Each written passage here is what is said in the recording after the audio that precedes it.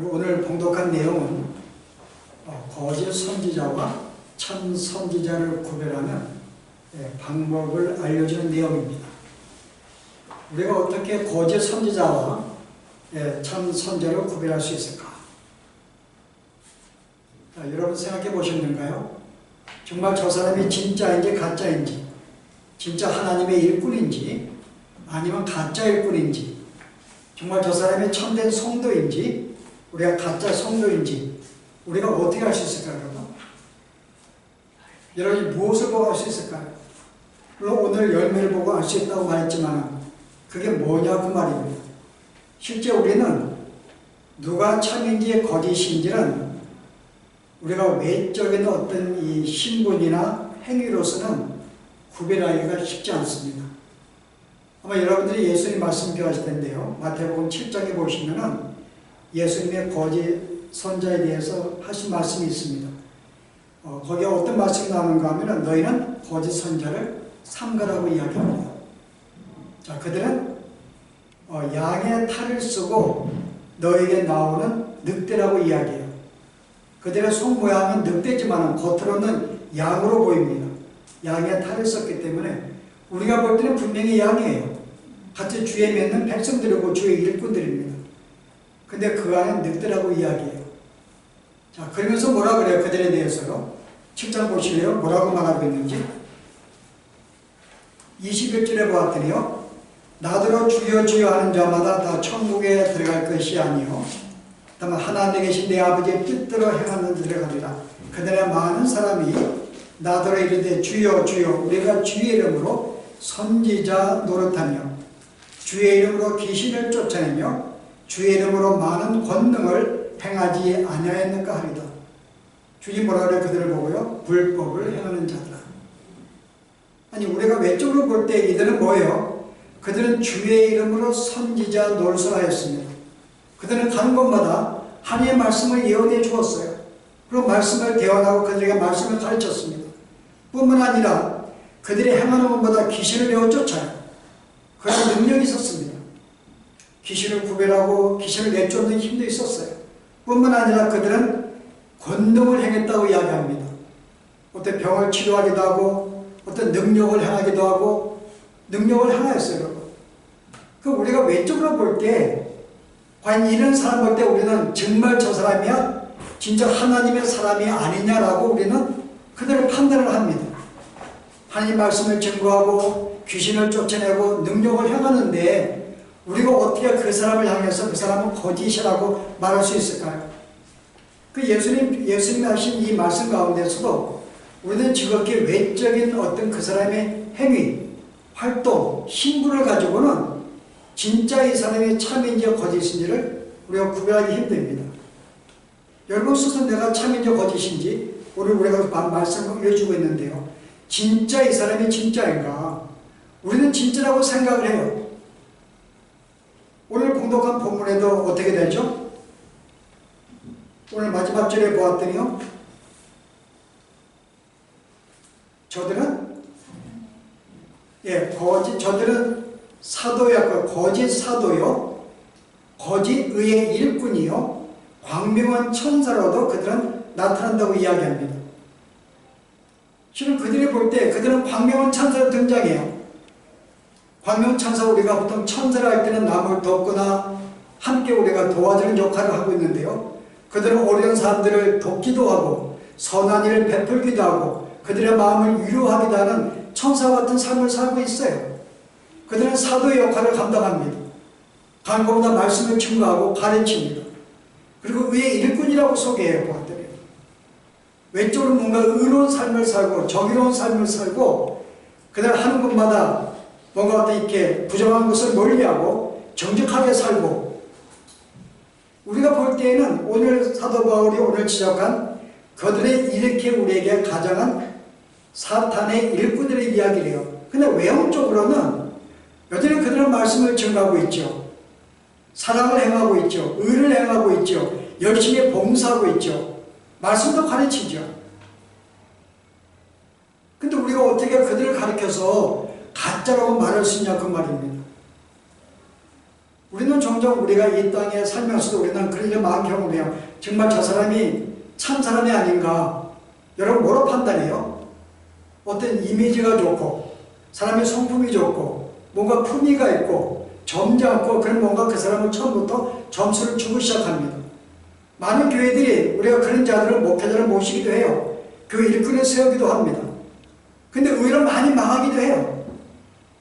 여러분 실제 우리가 구약에 보더라도 여러분 구약에 많은 이렇게 선자들도 실수를 한 적이 있는데요. 여러분 실제 이스라엘 첫째 왕이 누굽니까? 사울 왕이에요. 근데 사울 왕을 성경은 뭐라고 표현해요? 여러분 들어봤는가? 사울 왕이 어떻게 그들을 왼쪽으로 표현하고 있는지 저를 보시면 답이 안 나오고 성경을 보시면요 9장 2절에 보면요 기스에게 아들이 있으니 그의 이름은 사울이요 준수한 소년이라 이스라엘 자손에 그보다 더 준수한 자가 없고 키는 모든 백성보다 어깨 위만큼 커졌더라. 왼쪽으로 볼 때에 어떤 위엄도 있고 풍모도 있고 인물도 있고 뭔가 우리가 보기에 흠모할 만한 그런 외적인 모습이 있었어요. 자 정말 저 사람이 진짜가 아닌가. 근데 실제 우리는 사울왕을 좋은 왕이라고 생각 안 합니다. 그게 우리가 왕이 보면은 거의 우리가 하나님을 대적하는 그런 삶을 살았어요. 외적으로 모를 때 진짜가 아닌가 생각해요. 여기에 사무엘도 속습니다.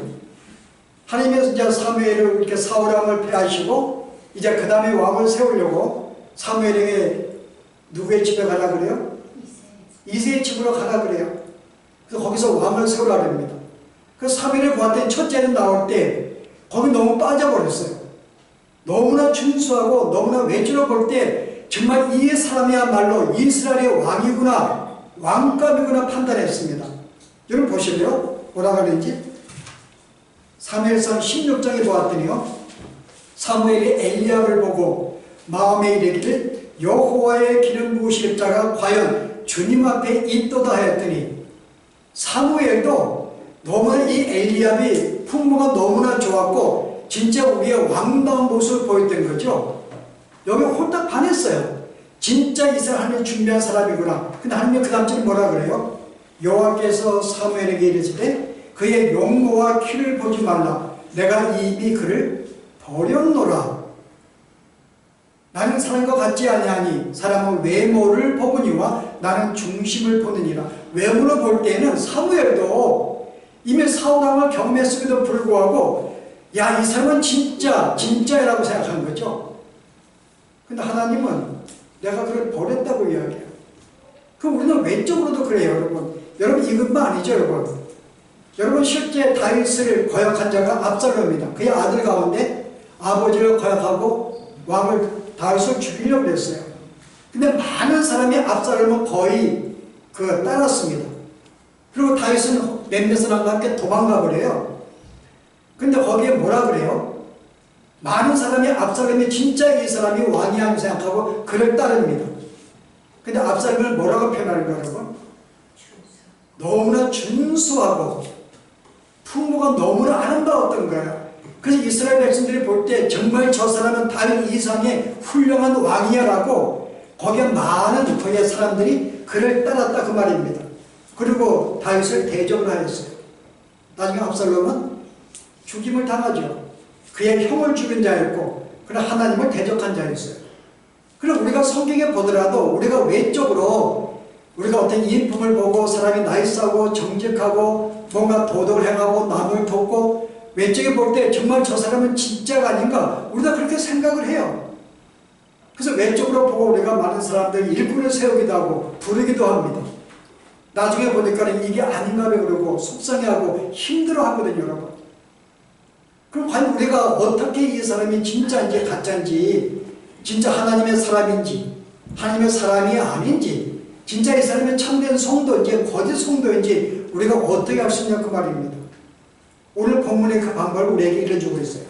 자, 첫 번째 어떤 힌트를 주고 있는가요? 내가 너희를 높이려고 나를 낮추어 하나님의 복음을 값없이 너에게 전함으로 죄를 지었느냐? 사도 바울이 뭔가 어떤 이 비난을 받고 있었어요. 그 이유가 뭘까요?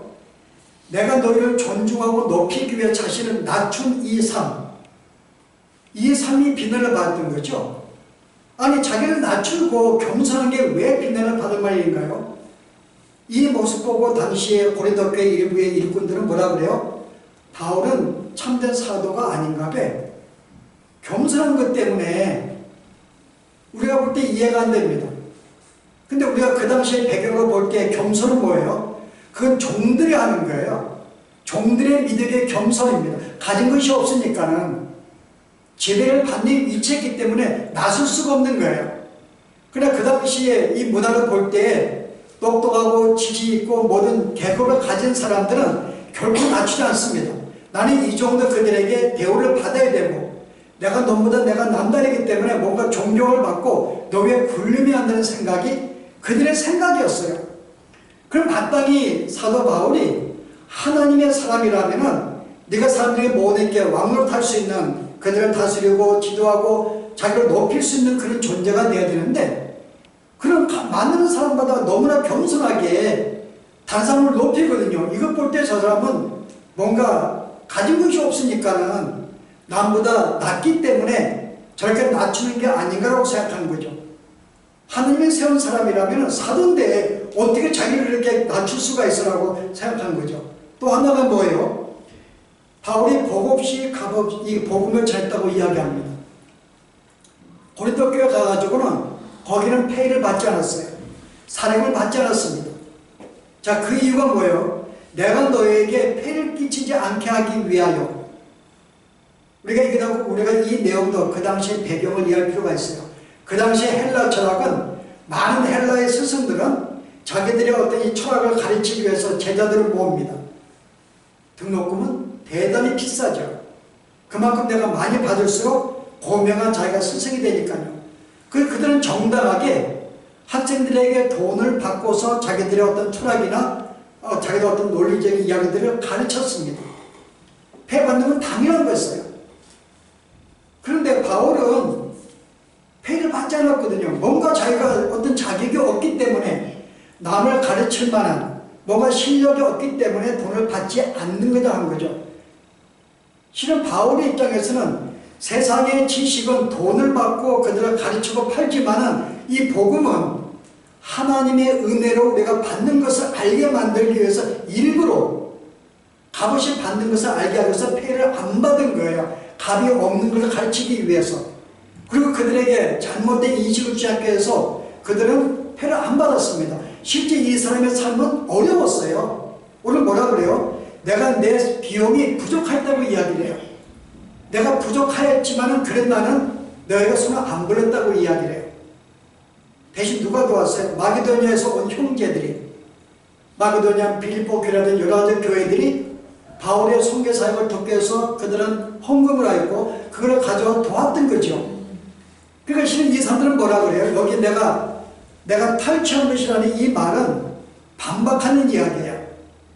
네가 어떤 이 거짓 사도가 아니냐, 너는 거짓이 아니냐, 네가 너 생계를 위해서 결국은 다른 교회들을 내가 탈취했다고 하는 거죠. 그래, 내가 보면 내가 탈취한 것밖에 안 되네. 실제 그들은 나의 사역을 도운 자들인데 그들은 오히려 그것도 탈취했다고 이야기하죠. 그래서 그들이 비용을 받지 않는 것, 또 그가 자기를 높이지 않는 이 모든 것을 볼 때는 그는 진정으로 하나님의 사람이 아니고 스스로 거짓 사도라고 생각하는 거죠.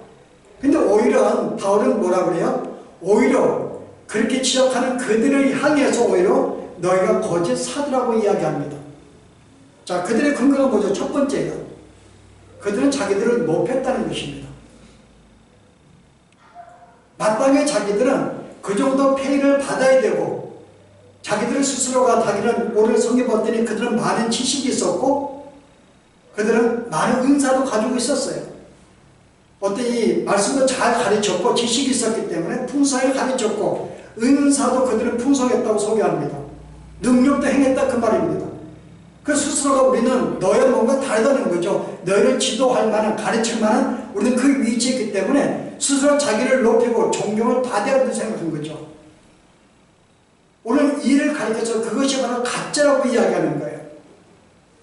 내가 너무 높아. 내가 이렇게 많은 은사를 받은 것도 무엇 때문에? 내가 열심히 주님을 섬겼기 때문에 하나님이 나를 예쁘게 보아서 나에게 이런 상으로 은사를 주었다는 거예요. 은사는 기프트, 선물입니다. 하나님의 선물을 주어서 불구하고 그들은 뭐라 그래요? 내가 열심히 주 앞에 섬겼더니 나를 예쁘게 보아서 이런 능력도 주신 거야. 내가 이렇게 열심히 내가 연구해서 성경을 많이 아는 거야. 그들 스스로가 노력하고 힘을 썼기 때문에 그 결과로 이런 지식과 은사를 다 있다고 생각한 거죠. 그건 내가 너와 다르고 내가 너보다 뛰어나다는 어떤 그런 생각이 있었던 거죠. 자, 이런 생각은 뭐가 있는 거예요? 근본적으로 은혜가 뭔지를 모르는 자들이죠. 모든 사람이 우리가 죄인들이고 영적으로 죽은 자들인데 하나님의 은혜가 아니면은 내가 영적인 눈을 뜰 수가 없고 자녀가 될 수가 없는 사실을 이들은 모르는 거죠. 내가 선을 행하는 것도 영혼의 구원은 하나님의 은혜인데, 그러나 그들은 그렇게 생각 안 했어요. 내가 주를 믿었기 때문에 구원받았다고 생각했어요. 다른 사람은 안 믿었는데 나를 믿었다는 건 내가 이 진리를, 내가 추구하는 진리를 내가 붙잡았기 때문에, 내가 받아들였기 때문에 내 노력으로 구원을 받은 거라고 생각했어요. 우리가 구원은 하나님의 선물입니다. 오늘 고린도전서 4장에 바울이 여기에 대해서 조금 더 심하게 이야기를 하는데요. 4장에 뭐라 그래요? 누가 너를 낯달리 구별하였느냐? 7절에 보았더니요, 내게 있는 것 중에 받지 아니한 것이 무엇이냐? 내가 받았은즉 어찌하여 받지 아니한 것처럼 자랑하느냐? 자, 이들은 뭐라 그래요? 자기들이 받은 것이 남달리 구별, 나는 너와 틀리다는 거죠. 나는 이 정도, 나는 열심도 있고 봉사도 하고 은사도 있고 성경도 많이 알고 나는 너와 다르다, 그 말입니다. 근데 오늘 바울은 뭐라 그래요? 내가 받은 것 중에 하나님이 주시지 않는 게 어디 있느냐? 모든 게 하나님의 선물인데 너는 스스로가 잘나서 그걸 받았다고 갔다고 이야기하니까는 이게 무슨 망발이냐고 얘기하는 거죠. 모든 게 하나님의 선물이야. 그럼 내가 이렇게 많은 지식을 갖고 있고 선을 행하고 이 모든 것은 누구로요? 은사는 누구로? 하나님이 나에게 주신 거기 때문에 우리는 더욱 겸손할 수밖에 없고 주 앞에 의지할 수밖에 없는 거죠. 근데 이들은 자기들의 노력과 어떤 뛰어남 때문에 가진 것으로 보기 때문에 오늘 8절에 뭐라 그래요? 너희가 이미 배부르며 이미 풍성하여 우리 없이도 왕이 되었도다. 고린도 교회 왕노릇하고 있었던 거죠. 백성들을 군림하고 그들을 지도하고 대우를 받고 인정받고 차별의식 갖고 살았다, 그 말입니다. 물론 우리가 예수를 믿는 사람들도 종종 우리가 어린아이 시험 같이 이런 모습 가질 수가 있어요. 어느 정도 내가 신앙생활이 갖고 하면은 내가 이렇게 열심히 기도하였기 때문에 내가 이런 선물을 받았다고 생각할 수가 있어요. 내가 이렇게 노력하고 힘썼기 때문에 이런 노력을 할 수 있습니다. 그러나 실은 내가 힘을 썼기 때문에 내가 열심히 기도했기 때문에 나에게 하나님의 사랑에서 더 많은 주신 건 아니죠. 하나님의 선물이기 때문에.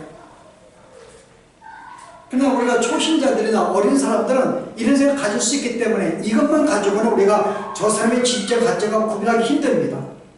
종종 어린 사람도 가질 수 있기 때문에. 실제 이 사람들은 근본적으로 하나님의 은혜를 모르는 거죠. 모든 것이 하나님의 은혜로 온다는 것. 그럼 하나님의 은혜를 모른다고 하는 말은 다른 말로 무슨 말이에요? 복음을 모른다는 거예요. 그들은 복음을 모르는 거죠. 복음은 생명을 얻는 이 복음을 그들은 실제 모르죠. 그들은 자기들 스스로가 예를 써서 힘을 써가지고 구원을 받았다고 생각을 해요. 여러분, 우리의 신앙생활의 시작은 뭘까요? 예수 믿는 사람의 신앙생활의 처음의 시작은요, 사도행전을 보면은 베드로가 2장인가요? 복음을 증거했는데 3,000명, 5,000명이 회개를 합니다. 그들이 뭐라 그래요? 우리가 어찌 알고, 베드로가 그들에게 이르되 뭐라 그래요? 내가 세례를 받고 회개하라고 이야기합니다. 첫 번째가 내가 세례를 받으라 그래요. 이게 신앙생활의 시작입니다. 예수님이 승진하신 제자들에게 뭐라 그래요? 내가 땅까지 이르러 성부와 성자와 성령의 이름으로 세례를 베풀고, 세례를 받는 것이 여러분 신앙의 시작입니다. 물론 세례는 형체인 거죠. 그 내용이 뭘까요? 세례는요, 세례라는 의미는 그리스도와 한 몸이 되었다는 의미예요. 세례는 내가 옛사람은 죽고 그리스도와 함께 이제 그리스도의 부활로 말미암아 새로운 생명이 탄생한 것. 이들은 내가 옛사람은 죽은 나는 없는 존재입니다. 새로운 생명이 된 거예요. 나의 모든 죄값은 그리스도로 말미암아 죽었으며 내가 이제는 그리스도와 하나가 된 존재로서 그리스도와 더불어 영생을 얻은 존재, 그 하나된 존재, 이걸 내가 확인하고 고백하는 게 세례입니다. 세례는 그 표시예요. 이들에게 이 신앙이 없었던 거죠. 근데 그들은 뭐야? 이것이 하나님의 은혜라고, 이게 하나님의 은혜고 선물이었는데 그들 스스로가 생각했다는 것. 내가 스스로 노력해서 내가 예수를 믿게 되었고 하나님의 자녀가 되었다고 생각하는 거죠. 이게 복음을 모르는 거예요. 여러분 실제 오늘 우리가 처음 봤던 우리가 거짓 선지자 예수님의 경고하시는데요. 이들의 특징에 대해서 한 가지를 소개합니다. 자, 이들이 내가 주의 이름으로 선지 노릇하며 귀신을 쫓아내며 권능을 행하지 아니하나이까.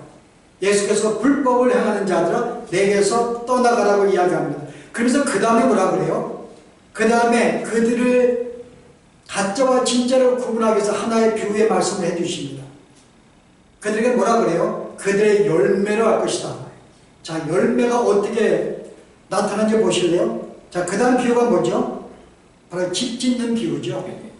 두 사람이 집을 짓고 있다. 한 사람은 반석의 집을 짓고 있고 한 사람은 모래의 집을 짓고 있어요. 자, 열매, 결과는 어때요? 모래에 지은 집은 무너지고 반석에 지은 집은 계속 존재합니다. 그럼 여기가 반석과 모래의 차이점은 뭘까요? 아마 이게 차이점일 것입니다. 진짜 하나님의 참된 성도는 아마 반석에 지은 집일 것이고요. 만약에 거짓 선자는 모래의 집을 세웠겠죠. 집은 똑같은 것입니다. 똑같이 봉사하고 섬기고 힘을 쓰고 외적인 집을 볼 때는 아무 차이가 없어요. 똑같이 헌신적에 의의 일꾼들이 일을 합니다. 말씀도 증거합니다. 권능도 행합니다. 여전히 동일하게 우리가 외적으로 아무 차이가 없어요. 근데 밑에 기초가 틀린 거죠. 자, 여기에 반석과 모래 차이 뭘까요? 반석은 뭘까요? 반석.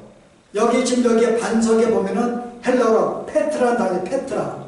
페트라는 단어는 큰 반석을 의미합니다. 여기 위에 세워진 집이에요. 페트라. 아니 페트라가 뭘까요? 큰 반석은 누굴 의미할까요? 예수님이 베드로에게 하신 말씀이 있죠. 베드로가 주는 그리스도시요 살아계신 하나님의 아들이라고 고백할 때에 그를 축복하십니다. 이를 알게 한 것은 하나님은 너를 알게 한 거야 라고 하면서 그에게 너희는 더 이상 너는 베드로라. 내가 이 반석 위에 교회를 세우리니 어떤 권세도 이 교회를 넘어뜨리지 못할 것이다. 자, 베드로에게 너는 베드로라. 내가 이 반석의 교회를 세운다고 합니다. 자, 베드로에게 너는 베드로라고 이야기해요. 헬라어로 페트로스. 너는 페트로스라고 이야기해요. 페트로스가 아까 페트라고 비슷하죠. 페트로스는 작은 돌을 의미해요. 조그만 돌. 조그만 돌들의 페트로스는 너는 작은 돌이야 라고 이야기한 것이죠. 너는 페트로스야. 내가 이 반석 위에 this 페트라 내가 이 큰 반석 위에 내가 교회를 세울 것이다. 여기에 이 베드로 위에 교회를 세운다는 게 아니에요. 캐톨릭은 오해를 합니다. 마치 교회하기 위해 어떤 이 교회 사도 위에 바로 교회를 세웠다고 생각을 해요. 그러나 이 페트라 위에 내가 교회의 이 큰 반석 위에 작은 돌들을 쌓아서 교회를 만드는 거예요. 이게 교회라는 것이죠. 이 반석이 누굴까요? 고린도전서 3장에 이 페트라를 소개합니다. 보실래요? 뭐라고 소개하고 있는지? 고전 3장에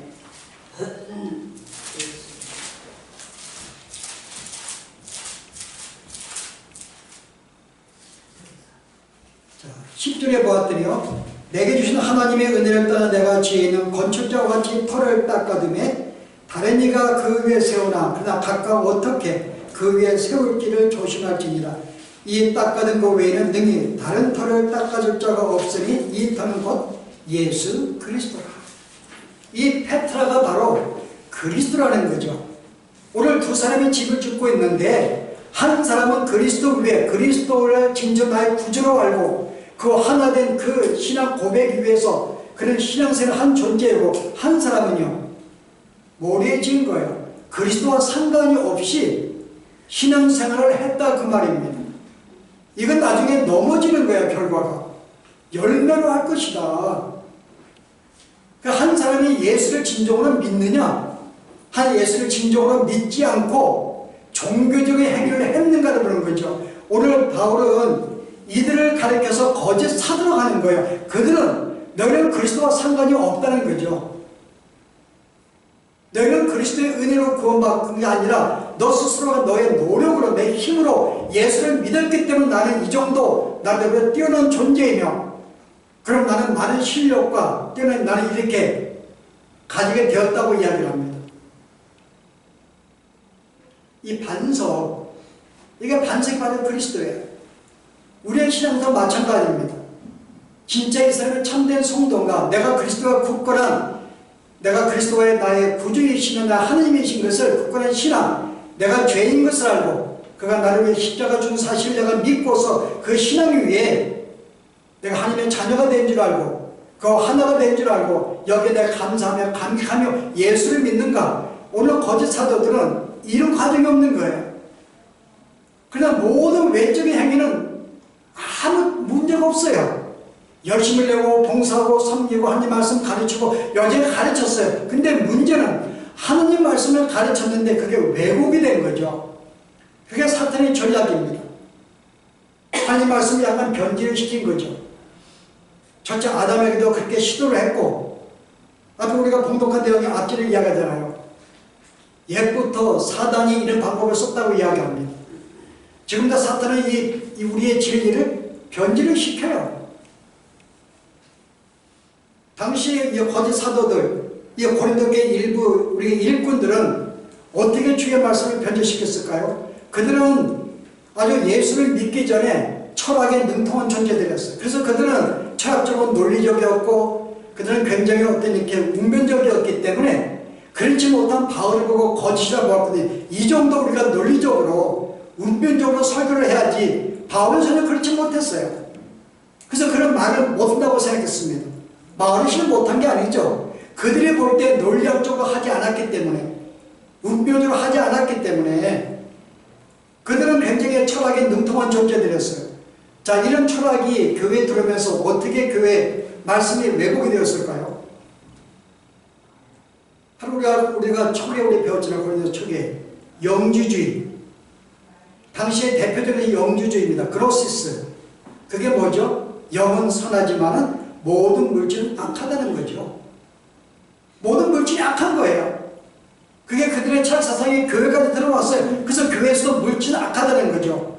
그래서 어떻게 많이 먹는 것, 결혼하는 것, 물질을 탐하는 것, 세상을 추구하는 게 다 악하기 때문에 그건 죄라는 거죠. 그 우리의 몸도 악하다는 거죠. 그래서 어차피 우리의 영혼은 우리 영혼이 구원받은 것이고 내 육체는 악하기 때문에 이 육체가 죄를 짓는 것, 이걸 문제가 안 된다고 이야기를 해요. 이렇게 변질을 시킵니다. 어차피 육체는 악하기 때문에 우리가 구원은 뭐냐? 육체에서 벗어나서 영혼이 하늘에 오른 게 구원이기 때문에 육체가 무슨 상관이야? 죄를 지은들. 어차피 죄 짓는 존재인데. 여러분 볼 때 이게 맞는 건가요? 이상하잖아요. 이렇게 변질을 시키는 거예요. 그리고 복음이 없기 때문에 그들은 뭘 가르쳐요? 그들의 복음이 없으니까는 마치 신앙생활에 선을 행하고 바르게 살고 열심을 품고 봉사하는 걸로 생각을 해요. 원래 교회들 설교 볼 때 거의 내용들이 뭘까요, 여러분? 열심히 봉사합시다. 사랑합시다. 헌신합시다. 열심을 다합시다. 최선을 다합시다. 바르게 삽시다. 거의 내용들이 그거예요.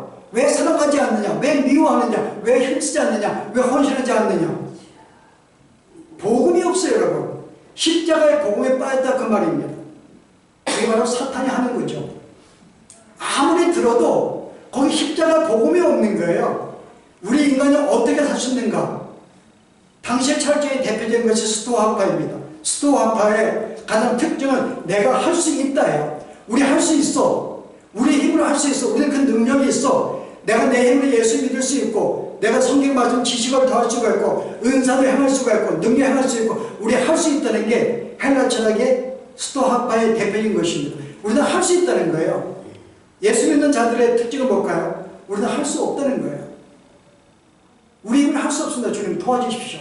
주님 의지합니다. 그냥 이런 생각은 우리가 비전을 만들고 꿈을 꾸고 힘쓰고 열심을 내면 우리는 교회 목표를 설정할 수 있을 거야. 우리의 가능성을 이야기를 해요. 여러분 이것도 헬라 철학의 영향입니다. 그래서 우리가 우리가 성도가 아플 때 우리가 보통 뭐라고 어떤 그가 어려운 삶을 살 때 우리가 보통 어떻게 위로해요? 힘내. 견딜 수 있을 거야. 극복할 수 있을 거야. 한 번 더 참아봐. 여러분 이게 헬라 철학의 영향입니다. 참을 수 있죠. 힘쓸 수 있어요. 근데 그 마음에 뭐가 없어요? 평안이 없는데 힘든 건 사실인데 그럼 어떻게 계속 힘든 상태인데 복음은 내가 힘들어도 내 마음에 기쁨이 있어요. 주님이 이 모든 게 하나님의 역사인 줄 알고 저를 인도하신 줄 알고 어떤 상황에 만나도 그걸 내가 믿는 자에게 모든 것이 선한 일인 줄 알고 내가 위기인 줄 알고 그걸 기쁨으로 맞이할 수가 있어요. 그래서 우리는 어려운 환경을 만나도 내 마음에 기쁨이 있습니다. 그러나 헬라처럼 뭐죠? 힘든 자체 있으면서 참고 이기라는 거죠. 우리는 할 수 있다는 거예요. 열심히 하면 교회도 성장하고 그 꿈을 갖고 비전을 갖고 열심히 하면 우리가 이렇게 아름답게 성장할 수 있다. 오늘 바로 그 성경은 아니라고 이야기하는 거죠. 그게 가짜라는 것입니다. 그 실제 복음이 없기 때문에 그들은 복음이 없으니까는 복음이 아닌 다른 것을 강조하는 거죠. 이렇게 살자, 이렇게 하자에 강조합니다. 예수가 빠진 거죠. 자, 그러다 보니까 어때요? 사람들을 그리스도에게 인도하지 못하는 거예요. 내가 어떻게 그들에게 비추는 상관이 없이 그분을 내가 어떤 상태에 놓든지 그를 그리스도에게 안내해야 되는데 참된 사도는 그리스도의 안내자입니다. 근데 거짓 어때요? 다 자기네 하게 만드는 거야. 나 이 정도 사람이야. 나 지금 설교도 잘하고 나 봉사 잘해. 나를 봐. 나를 존경을 다 사람을 자기에게 모으는 거죠. 그래서 인도하지 않아요. 자기가 드러나죠.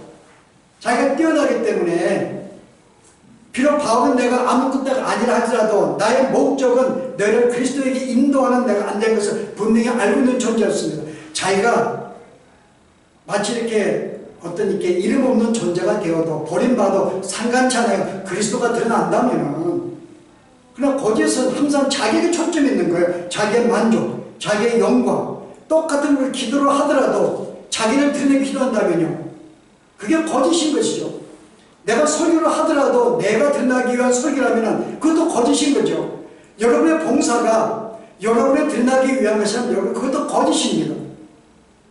내가 하는 모든 것이 하나님이 드러나는 것이라 그러면 이게 참된 것인데 우리는 다 자기를 드러내기 위해서 봉사도 하고 헌신도 하고 그 인정받지 못하면 속상해하고 시험받고 여기에 문제가 있는 거죠. 목적이 뭐예요? 자기를 드러내는 것. 그래서 이 거짓 선자들은 그리스도가 아닌 다른 것을 증거하면서 자기를 드러내는 삶이다. 이들의 은혜가 뭔지 모르고요. 그리스도가 뭔지 모릅니다. 여전히 어떤 선을 행함으로써 구원받는다고 이야기하죠. 그러나 참된 선자는, 참된 성도는 뭘까요? 모든 것이 하나님의 은혜인 줄 알아요. 그래서 우리는 늘 겸손합니다. 누가 나를 낮게 여기지 않습니다. 겸손히 형제를 섬길 수가 있고 대할 수가 있습니다. 내가 부족함을 알기 때문에 늘 주 앞에 내가 의지합니다. 내가 항상 나서지 않냐고 내가 무엇을 하든지 내가 아닌 항상 그리스도를 내가 나타내고 영광을 돌리려고 합니다. 그리고 그에게 참된 복음이 있어요. 진짜 예수님을 증거합니다. 내가 예수님께 보내심 받은 자로서 진짜 예수님을 소개하는 자이지 자기의 철학과 자기의 지식을 증거하는 게 아니잖아요. 항상 예수님을 소개하고 예수님을 높이는 존재들입니다. 오늘 이와 같은 우리가 삶 속에서 진짜 누가 가짜인가 우리는 외적으로는 알 수 없지만은 우리가 진짜 우리가 속으로 갈 때에는 바로 이와 같은 차이점인 줄 알고요. 우리가 앞으로 삶 가운데서 우리가 일꾼을 세우든지 사람을 모시든지 어떤 상황이든 우리가 분별 있게 우리가 말씀을 붙잡고 세우는 것이 옳은 것이며 내 자신에게도 항상 이런 사실을 점검하면서 내가 진짜 참되게 주님을 섬기는 존재로서 살아가는 것 우리가 필요한 줄 압니다. 함께 기도하십시오.